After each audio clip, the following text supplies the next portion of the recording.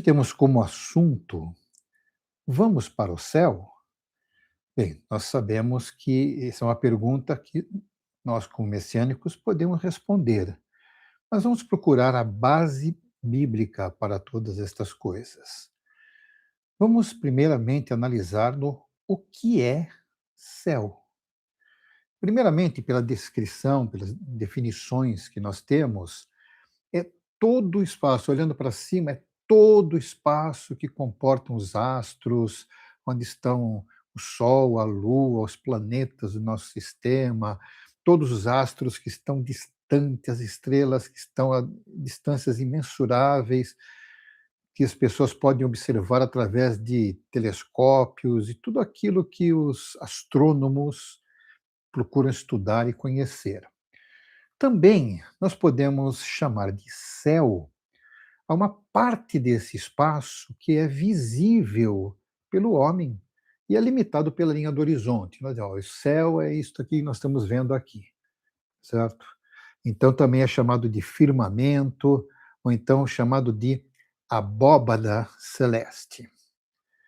Nós podemos usar essa terminologia também para a parte de atmosfera. Nós falamos então, as nuvens do céu, o céu está encoberto, o céu está nublado, o céu está claro, está céu de brigadeiro, tudo isso nós dizemos nos referindo ao céu, porém dentro de outro contexto.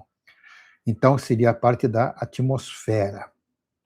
Agora tem um aspecto de céu no contexto religioso, que em princípio é como entendemos que é o local onde habitam Deus e os anjos.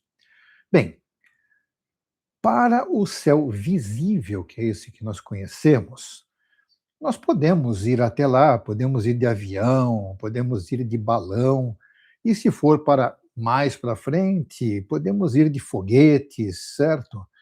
Mas isso é o que nós está ao nosso alcance neste céu material que nós nos referimos.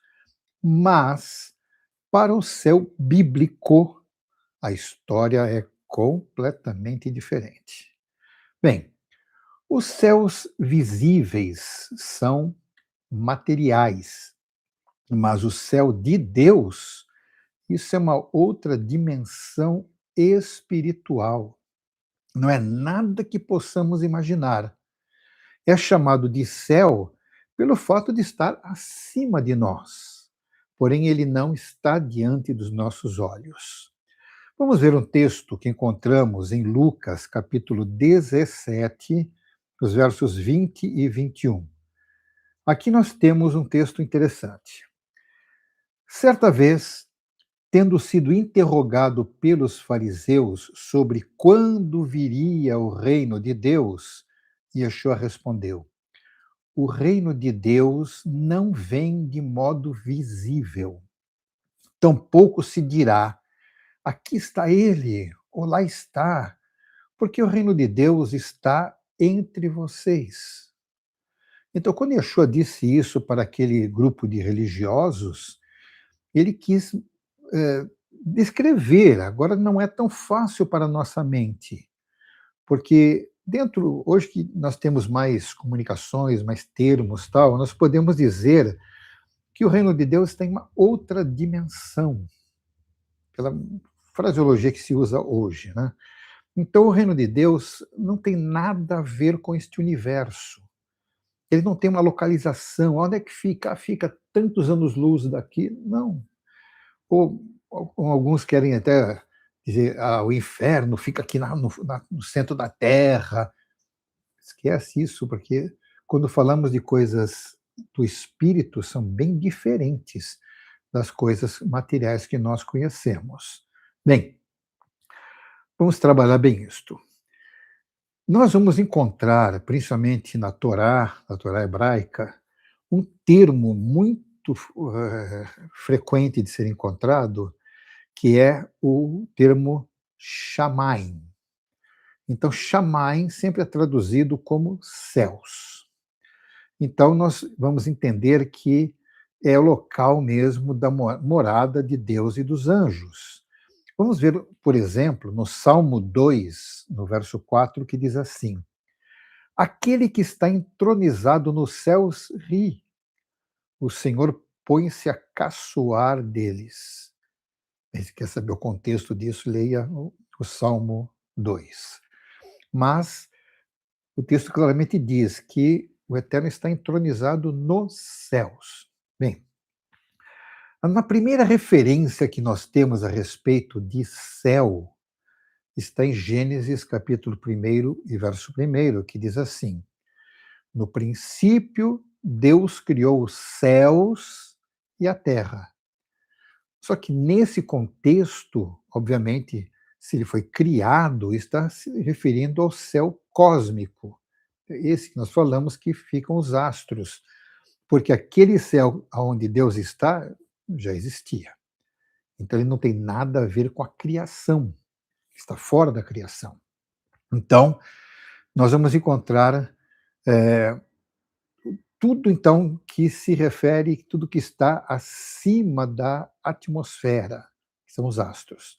O céu azul que nós chamamos, certo, é a parte da atmosfera que nós podemos ver.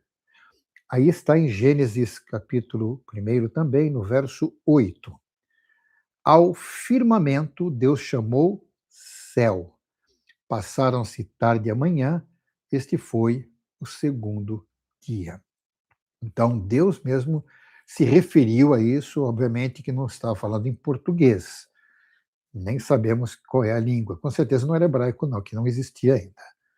Bem, aí dentro desse contexto aqui nós vamos analisar para onde nós vamos após a morte. Pela tradição judaica, eles já tinham um conceito de vida após a morte. Aliás, o conceito de vida após morte é comum a praticamente todos os povos. Existe alguma coisa, só que os judeus, eles tinham alguma coisa que já vinha passando para eles, mas principalmente depois, nós vamos ver na Torá. Mas antes mesmo da Torá, nós vamos ver o exemplo de Abraão. Lá em Gênesis 15 e verso 15, diz assim: Quanto a você, irá em paz aos seus antepassados e será sepultado em boa velhice. Então, Deus falando com Abraão, dizendo que ele haveria de morrer com bastante idade, e iria se reunir com os antepassados. Mas se vai morrer, então está claro que não é o fim de tudo. Se vai se encontrar, estar em paz com os antepassados, é porque há uma continuidade de existência. E também nós vamos encontrar na sequência, né, de Gênesis, no capítulo 25, quando chega realmente o tempo da partida de Abraão, diz o seguinte, então Gênesis 25, verso 8. Morreu em boa velhice, em idade bem avançada, e foi reunido aos seus antepassados. Bem, aí podemos analisar todos os aspectos, não somente dos seus parentes mais próximos, mas puxando na sua genealogia, vai chegar até Adão. Então, todos os seus antepassados, ele se reuniu a eles. Na Torá, não há referência de que os mortos vão para o céu, mas sim de que irão para um lugar que o termo mais utilizado nos textos da Torá usa a palavra Sheol.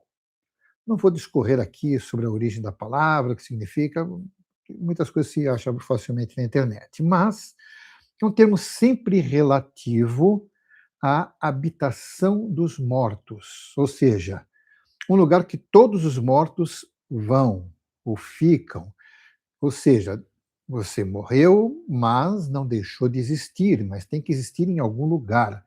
Então é o que eles chamam de Sheol. Só que nós não encontramos descrições detalhadas deste lugar. Simplesmente é citado isso, e possivelmente nem eles sabiam exatamente o que era, porque Nós não temos um registro na Torá descrevendo, apenas que existe. Vamos ver, por exemplo, no segundo livro de Samuel, no capítulo 12, nos versos 22 e 23, que diz assim: Ele respondeu: Enquanto a criança ainda estava viva, jejuei e chorei. Eu pensava, quem sabe, talvez o Senhor tenha misericórdia de mim e deixe a criança viver. Mas por que eu deveria jejuar agora que ela morreu? Poderia eu trazê-la de volta à vida? Eu irei a ela, mas ela não voltará para mim. Esse foi um evento quando Davi perdeu o primeiro filho que ele teve com Betsabá. Então nós sabemos que, lendo o texto, vamos ver que ele, enquanto a criança estava definhando, doente, então ele realmente jejuou, não comeu nada, se preocupou, orava. E, como lhe disse, quem sabe Deus usa de misericórdia e cura a criança. Enquanto ele estava naquela aflição, de repente os servos chegaram para ele, não querendo falar muita coisa, mas ele já desconfiou. Ele falou, a criança morreu, né? Eles confirmaram. A partir dali ele mudou o comportamento totalmente. Ele parou de se lamentar, parou de chorar, e sim se levantou, se lavou, foi comer, e todo mundo estranhou isto. E ele entendeu muito bem, mais do que simplesmente ter aprendido alguma coisa dos sacerdotes, eu sei, não sei como foi que ele soube, mas ele tinha comunhão com Deus. E ele entendeu claramente isto. Agora que ela morreu, o que adianta jejuar? O que adianta orar? Não se pode orar pelos mortos, e um jejum se torna totalmente desnecessário para a circunstância, porque já está definido. Ele disse claramente: Eu vou encontrá-la, mas ela não voltará para mim. E seguiu a vida. Então, Davi, ele sabia que a criança permanecia existindo, mas não neste mundo, porque o corpinho daquela criança foi sepultado. Mas ele sabia que a criança continuava existindo. Para o Brit Hadashah, é que nós vamos ver que mais detalhes nos são revelados. Porque, como eu disse, o entendimento geral, mesmo para o povo da Torá, e que permanece na cultura judaica até hoje, é isto: a pessoa morreu, vai para o reino dos mortos. E ali no reino dos mortos é que vão ficar existindo ali. Então, os rabinos não têm uma explicação muito detalhada. Nós vamos encontrar algumas aberrações até, algumas explicações sem fundamentação da Torá, mas esse conceito já vem de longa data. Mas no Brit Hadashah, muitas coisas vieram ao conhecimento, principalmente porque Yeshua trouxe esse conhecimento para nós.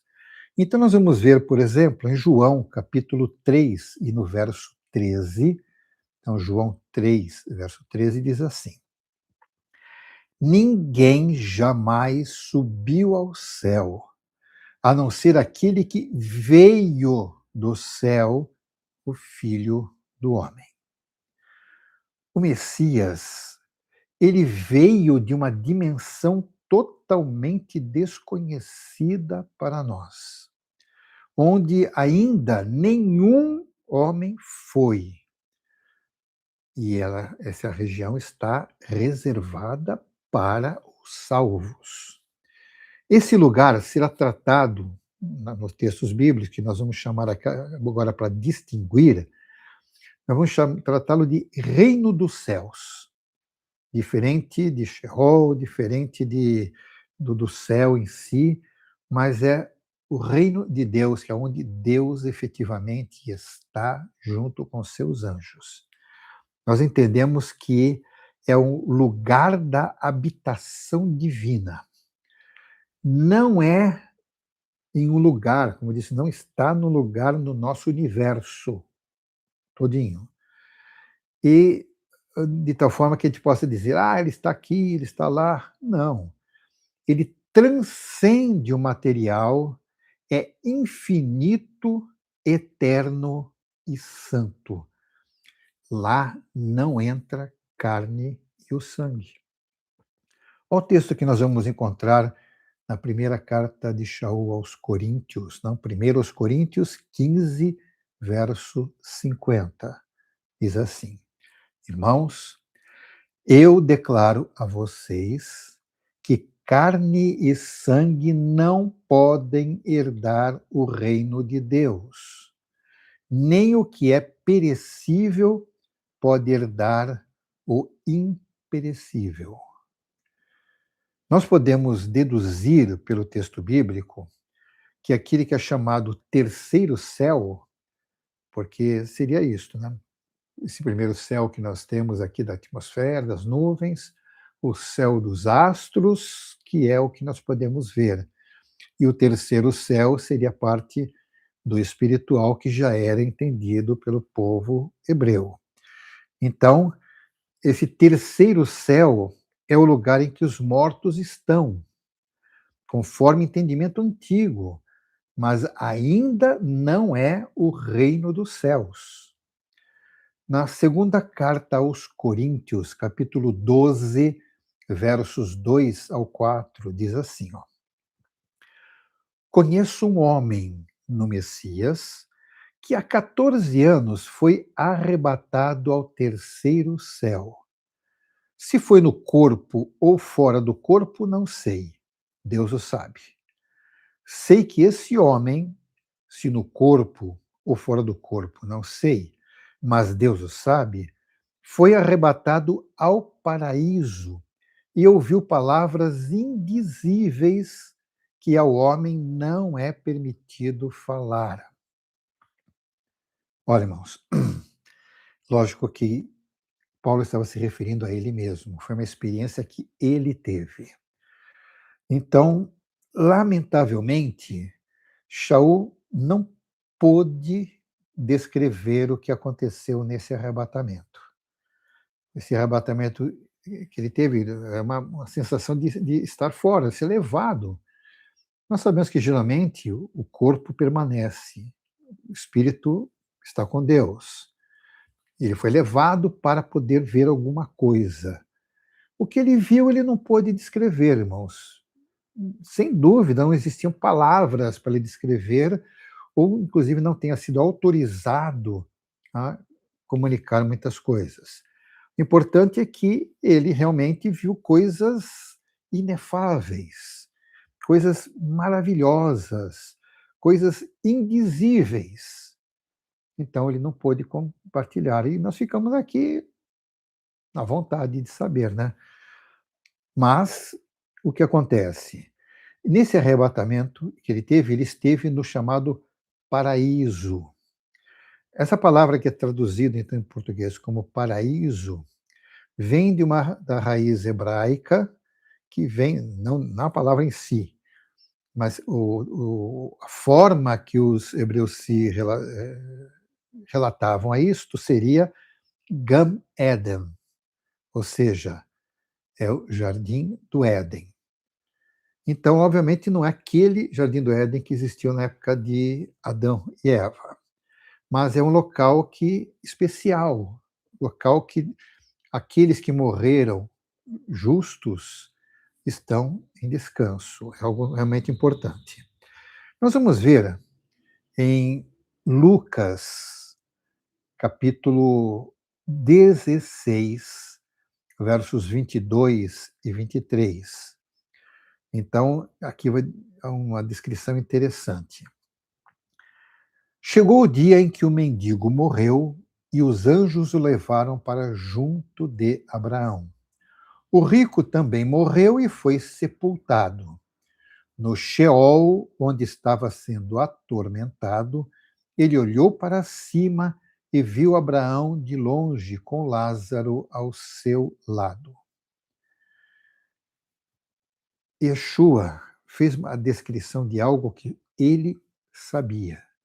Ninguém mais teria condição de ver isso, porque ninguém pode ver o que está desse lado, nessa outra existência, nessa outra dimensão, porque nós só vemos só aquilo que está ao nosso redor. Jamais alguém pôde ver o que estava do outro lado. Mas como é que Yeshua sabia? Sem dúvida, foi algo presenciado. Nesse contexto, ele descreveu algo importante. Então, trata de uma narrativa, tanto que alguns teólogos não enquadram exatamente como uma parábola, porque geralmente as parábolas são ilustrações de princípios, mas geralmente as pessoas não têm nomes. Yeshua usou muito parábolas, mas dizia um certo homem, um certo rei, uma certa pessoa, sem dar nomes. Mas neste caso ele citou o nome de uma pessoa, sabe, que foi Lázaro. O rico poderia ser uma parábola, mas não, ele não era importante saber o nome dele, mas é importante saber o nome de Lázaro. Então nós vemos que neste caso, ele descreveu que, primeiramente, quando o mendigo morreu, não porque ele era pobre ou mendigo, mas porque, sem dúvida, quando em vida, ele ia no templo, ele participava dos serviços, o que ele podia fazer, ele fazia, ele reconhecia a Deus, ele era uma pessoa dedicada ao eterno. Nem por isso ele deixou de ser mendigo. E o rico? E o rico, como todas as pessoas que têm muitos bens, têm muita dificuldade de se submeter a Deus, de se interessar em Deus, mas não que todo rico seja necessariamente assim, mas é mais comum. Por isso que Yeshua disse que é mais fácil passar um camelo pelo fundo da agulha do que um rico conseguir o reino dos céus. Mas ele não disse que é impossível. Então, tem pessoas ricas, exemplos até mesmo no Brit Hadashah, de pessoas ricas que se converteram e foram fiéis. Mas é mais difícil. Então, neste caso, é um rico que não estava nem um pouco preocupado com as coisas de Deus. Então, a descrição é interessante. Ó. Quando o mendigo morreu, os anjos o levaram para junto de Abraão, onde estava Abraão. Aí ele pergunta, por que Abraão? Por que não onde está Adão? Abraão, ele é um exemplo muito especial. Então, quando esse mendigo morreu, ele foi aonde estava Abraão, que foi um homem amigo de Deus. Ele foi chamado de amigo de Deus. Então, ele morreu na esperança e estava lá no local de descanso, só que não era um local definitivo, mas um local já de descanso. Por isso, Gan Eden, um local maravilhoso, um paraíso, mas ainda não um local definitivo. Aí vinha um abismo, aquele barrancão, e lá embaixo estavam os infiéis, onde estava lá, no meio de outras tantas existentes, estava o rico. Ele reconheceu Abraão e perguntou que se permitia que Lázaro pelo menos molhasse a ponta do dedo na água, porque ali estava em tormento. Eles estavam no mesmo lugar, praticamente, só que é uma coisa interessante. Nós vamos ver que ali há uma separação entre os maus e os justos. Uns aguardam a redenção, mas os outros aguardam o juízo. Isso também acontecerá em um momento muito especial, vai ter um momento de realmente isso acontecer. Lá em Mateus, Yeshua tratou sobre isso, Mateus 25, versos 31 ao 34. Então, Mateus 25, verso 31 ao 34. Diz assim: Quando o Filho do Homem vier na sua glória com todos os anjos, ele se assentará no seu glorioso trono, todas as nações serão reunidas diante dele, e ele separará uma das outras, como o pastor separa as ovelhas dos bodes. Ele colocará as ovelhas à sua direita e os bodes à sua esquerda. Então o rei dirá aos que estiverem à sua direita: Venham benditos do meu Pai, recebam como herança o reino que foi preparado para vocês desde a criação do mundo. É bem interessante e importante isto. Isso está se referindo, obviamente, a já uma parte bem final da existência da humanidade. E na sequência, nós vamos ver um pouco mais à frente, no verso 41, que diz assim: Então ele dirá aos que estiverem à esquerda: Malditos, apartem-se de mim para o fogo eterno preparado para o diabo e os seus anjos. Irmãos, o nosso Deus é um Deus bom, tão bom que deu oportunidade para todos. Só que nem todos escolheram servir a Deus. Ele conhece o coração de cada pessoa. Ele sabe exatamente. Não é porque uma pessoa se tornou religiosa ou não que necessariamente vai fazer parte disto. Mas aqueles que rejeitarem Yeshua terão uma condenação trágica. Lembrando que ele preparou isso para o diabo e seus anjos, ou seja, os piores rebeldes de todos. Um lugar que foi reservado para o diabo. Lembrando, mais uma vez, eu gosto de enfatizar certas coisas. É, há uma tendência das pessoas imaginarem o inferno de acordo com aquele padrão de Dante Alighieri. Ele escreveu aquela peça, certo? Então, o inferno de Dante tem aquelas descrições, bem, é lógico que era uma questão, uma obra literária, não descreve nada fundamentado nas escrituras, nenhuma revelação, nada especial. Então, essa ideia de o diabo mandando no inferno, sendo chefe do inferno, e os seus demônios, todos eles com aqueles tridentes pontudos e cutucando todo mundo ali, e fazendo fogo queimando. Não é esta a realidade. É diferente disto. E talvez seja até pior. Mas o inferno foi criado para o sofrimento do Satanás, o diabo.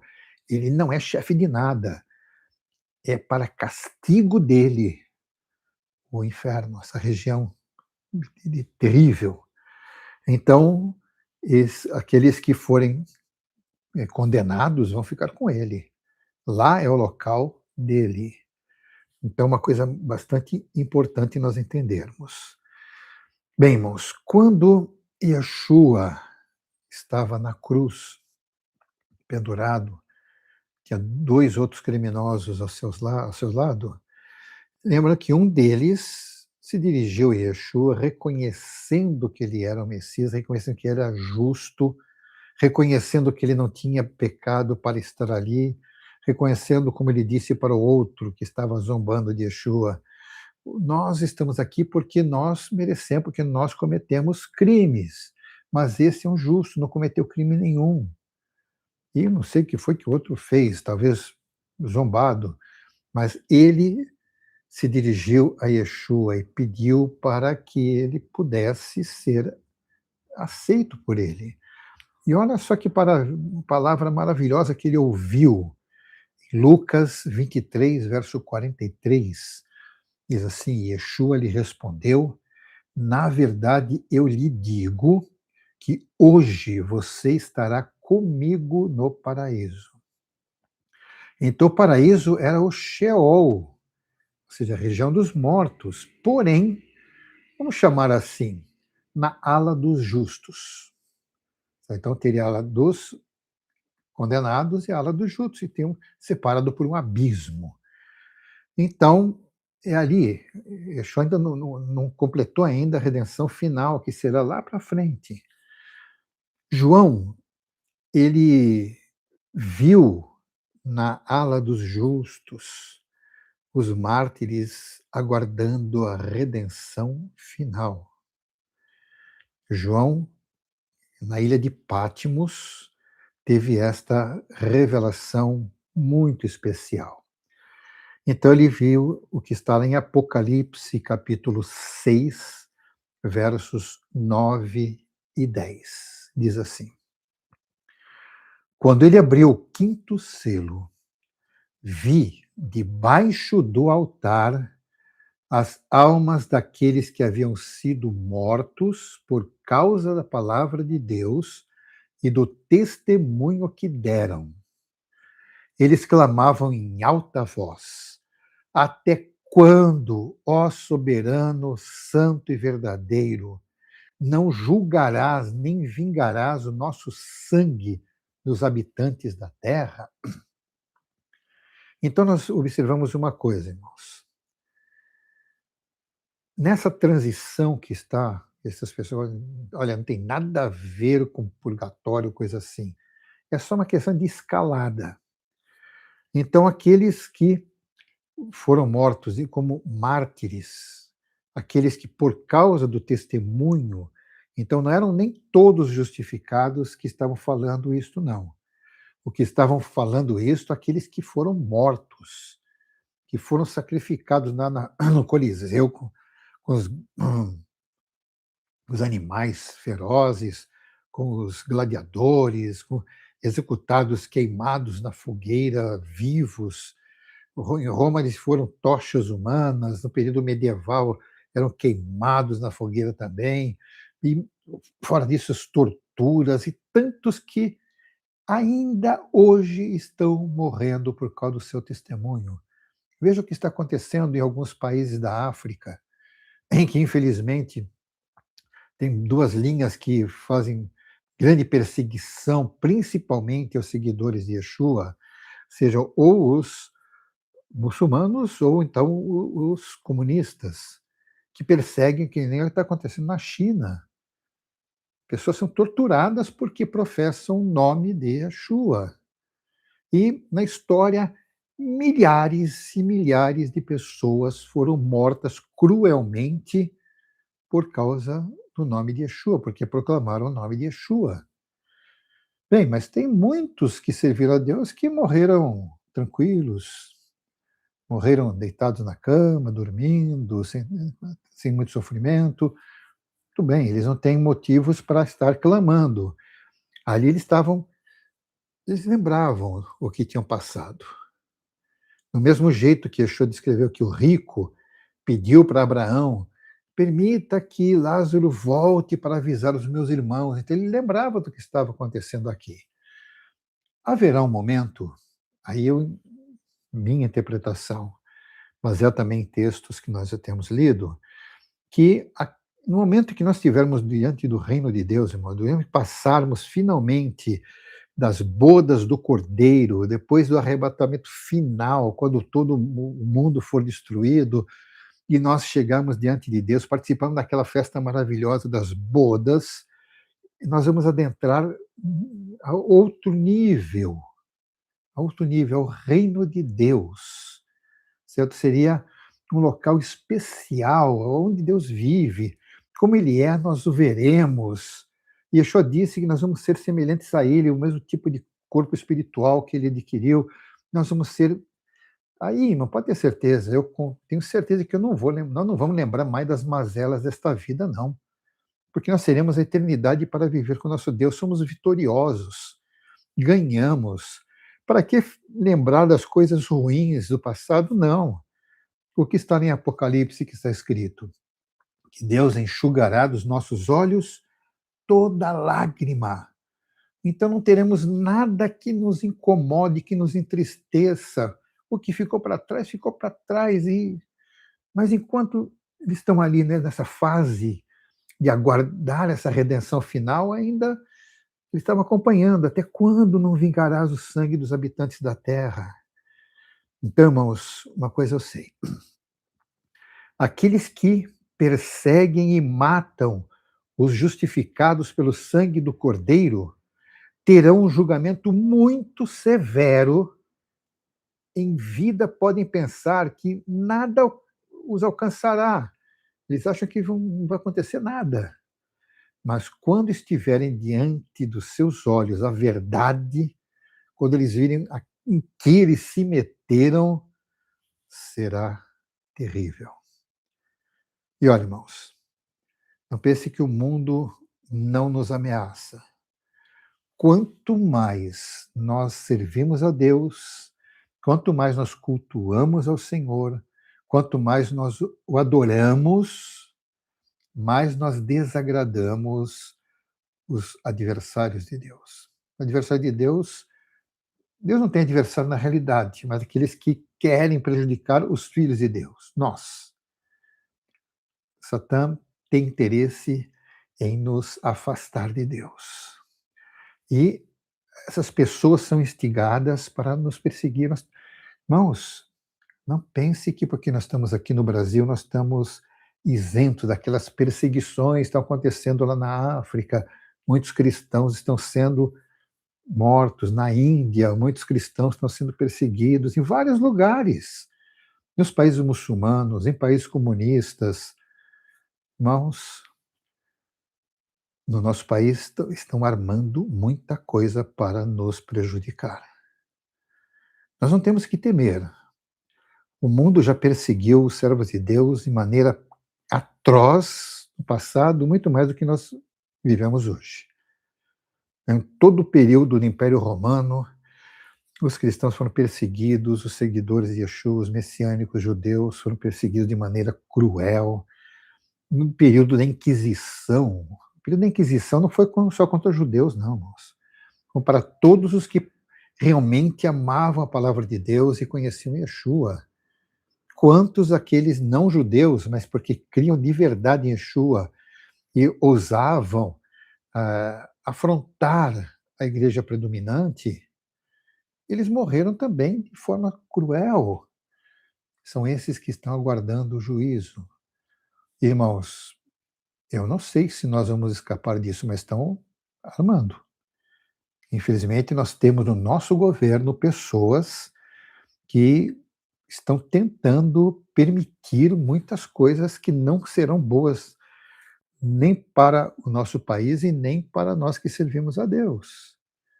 Se a coisa não está pior, é porque Deus está segurando. Mas nós temos pessoas ímpias no nosso governo que querem trazer coisas terríveis para nós. Precisamos estar atentos a isto. Mas de uma coisa eu sei, irmãos. Neste mundo, Yeshua disse, nós teremos aflições. Neste mundo, nós vamos ficar incomodados com a injustiça, com a maldade, com essas coisas que fazem parte do mundo que vivemos. Mas a partir do momento que estivermos com o nosso Deus e adentrarmos os portões celestiais, irmãos, como eu creio, nós não vamos lembrar de mais nada disto, mas vamos ter o esplendor da presença do Eterno em nossa existência para sempre. Portanto, irmãos, vamos nos conformar nisto, vamos realmente nos alegrar nisto, porque é algo especial que está prometido para nós. Que o Eterno abençoe de maneira muito especial. Que, irmãos, sejam abençoados de maneira gloriosa e cada vez mais possamos realmente nos deleitar nas promessas do nosso Deus. Amém.